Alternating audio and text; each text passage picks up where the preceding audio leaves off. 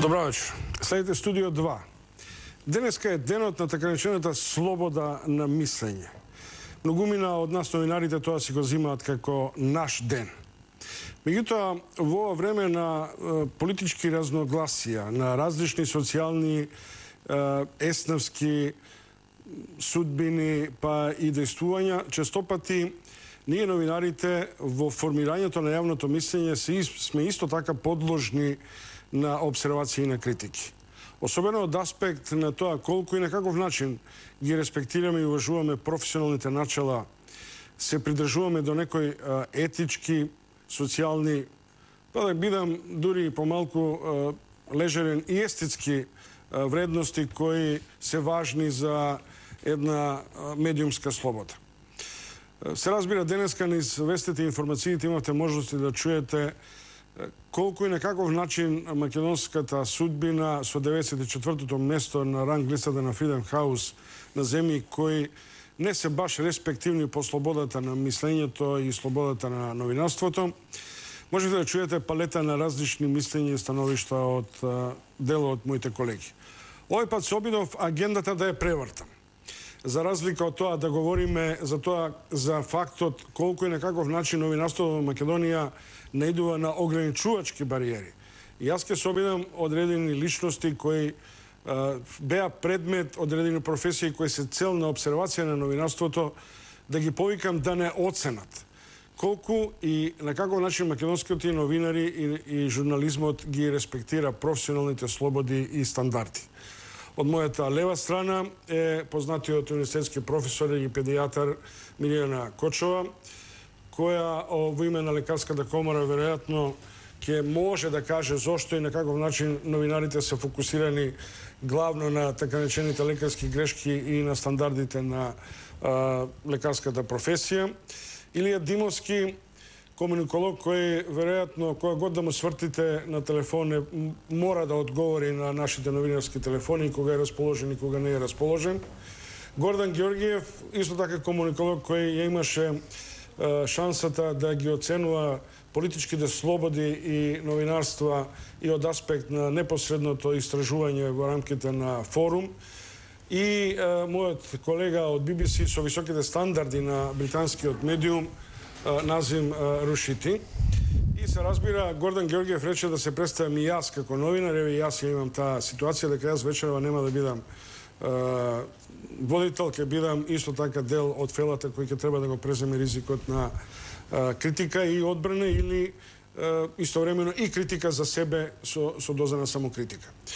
Тоа е составот, уште еднаш, значи Кочова, Димовски, Георгиев и Рушити, моите вечерашни гости, на тема какво е македонското новинарство. Дали ги уважуваме и респектираме собствените професионални вредности етичкиот комитет. Од аспект на консумент, од аспект на професија која е често подложна на критики, професорот Милијана Кочова од Универзитетскиот центар од клиниката за педијатрија. Како ги доживувате сликите на критики на нашите ходници адресирани до лекарската професија? Сега не би се баш фокусирала целно на некоја од емисиите, меѓутоа седмата сила сите ја знаеме силата, а од друга страна сите ја знаеме фасцинираноста на целата јавност со медицината и воопшто на секој поединец со здравството. И веројатно тука доаѓа тој интерес помеѓу и таа, да речеме, врска помеѓу едната и другата професија. Она што паѓа во очи во нашите медиуми, особено во задно време, е главниот фокус, односно голем дел од фокусирањето на медиумите врз докторските акции, неакции, чинења, нечинења, грешки, пропусти и така натаму. Значи, практично заради ова ние дури и закажавме состанок со новинарите, ве викнавме од сите медиуми и да дискутираме на оваа тема. Како вие ги гледате лекарите, затоа што и лекарите се пациенти. Тие не се некои виши суштества, нели? Така што сите ние подлежиме на некои лекувања, диагностики и така натаму, меѓутоа ќе признаете дека во медиумите на навистина има една така прилично голема медиумска хајка со негативностите во здравството. Никаде не може да се види ни еден зрак на нешто што е позитивно. Зборувам за јавното здравство. Особено јавното здравство е на тапет, е на насловните страници, е во медиумите како ударна вест, нели? При што она што посебно му пречи на лекарскиот сталеж е тоа стигматизирањето, именувањето без да има, да кажеме, дефинитивни докази. Понатаму онаја слика што се пружа на јавноста, која навистина добива некои проблематични димензии. Значи, јавноста која што треба да се едуцира, дека и постои здравствен систем, дека тој здравствен систем функционира за неа, сега добива впечаток дека навистина ништо таму не функционира. Јас би рекла дека голем дел од тоа не е до крај истражено и дека веројатно има место за поинакво информирање. Имате ли впечаток дека случајот прави грда слика за професијата?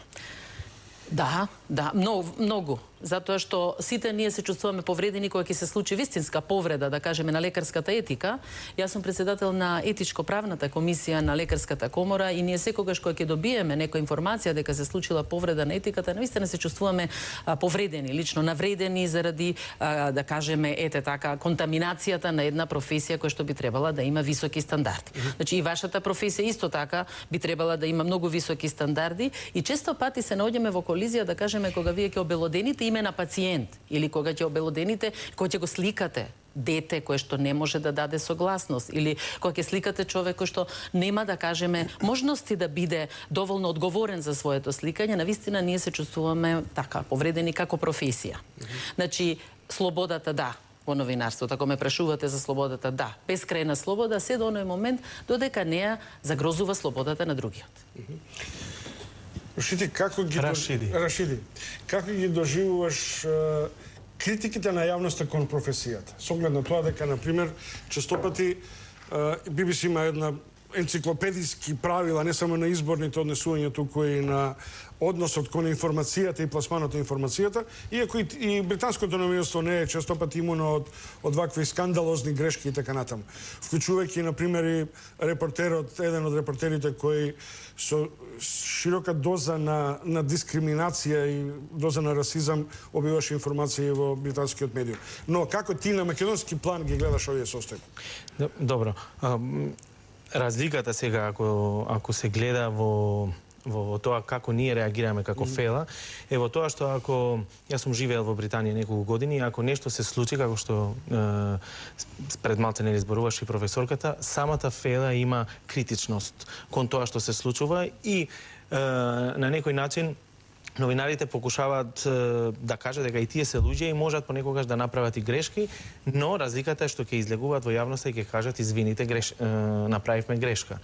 И за таа грешка понекогаш има консеквенции за самиот новинар, за уредниците и така натаму. Ако сакаме да бидеме критички кон нас сега тука, тоа не се случува често. Бидејќи не секогаш сите медиуми и сите новинари ги спроведуваат стандардите, кои не дека ние не ги знаеме, како новинари тука, како ФЕЛА, но поради различни причини, сега да не спомнувам, може би не ќе зборуваме малце покасно, тие стандарди често не се спроведуваат. Но има една друга димензија која сакам да ја истакнам. Информирањето е многу битен елемент во општеството. И според неколку истражувања кои се направени во Македонија, луѓето најмногу консумираат од медиумски производи вести. Па после доаѓаат забавните програми и така понатаму. Значи, дека новинарите или самите телевизиски куќи, па и вестниците, поаѓаат од тоа дека знаат дека се консумирани. Јас разбирам да речеме дека понекогаш, еве, лекарите можеби се чувствуваат погодени, но новинарите исто така поаѓаат од таа точка што е битно за луѓето во тој одреден момент. Ако во нашето општество еден битен елемент е здравството и ние сега не може да кажеме дека се е розево кога знаеме дека има огромни проблеми, можеби чувството кај лекарите, кај одредена професија се ствара дека сега еве тие се во таргет, но сепак мислам дека причина е самиот интерес кој постои кај граѓаните. Мислам тука тоа не е спорна нашата потреба